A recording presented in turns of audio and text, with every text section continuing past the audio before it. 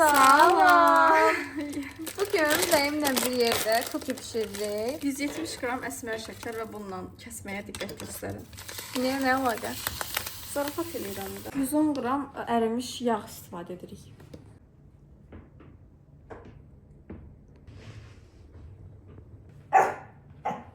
İndi 110 qram, baxırıq görək 110 qramdır.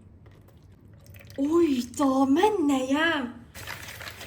Çok eləyərsin. Ayaqdan çəkmirdin, yumurta qırdıq bir dənə. Bəs o nə idi orada? Bu, heç nə, boş ver. Sonra qarışırıq uşaqlar. Yarım çay qaşığı kabartma tozu. Yarım çay qaşığı duz. Yarım paket vanilya. Un nə qədər tökürük demədim. Gözü qərarı tökür. Belə olana qədər qarışdırmaq lazımdır. Düzdür aşpaz? Bəli. Belə balaca.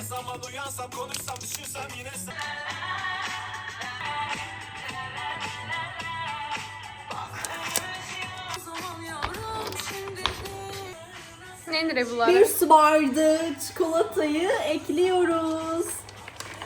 Bir kulak memesi kıvamında çikolatayı. Deməli nəyimiz kirlidir və heç vaxt onu yeyə bilmərik ya.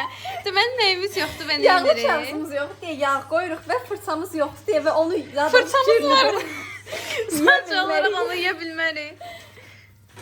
Bu insan bezmədən nə tapdı yeməkdən? Küçədən Allah haqqı 30 ad yarpaq dəribir. İndi də bu çiğ ola var. Götürdü yedi. Biz bura çiğ yumurta qatmışıq. Başa düşürsən? Artıq hazırdır. İndi dadına baxacağam. Şəkər çox tökmüşük. Ona görə də dəhşət şirindir. Mən də şirini xoşlamıram. Amma normal olsa mükəmməl bir şey olacaqdı.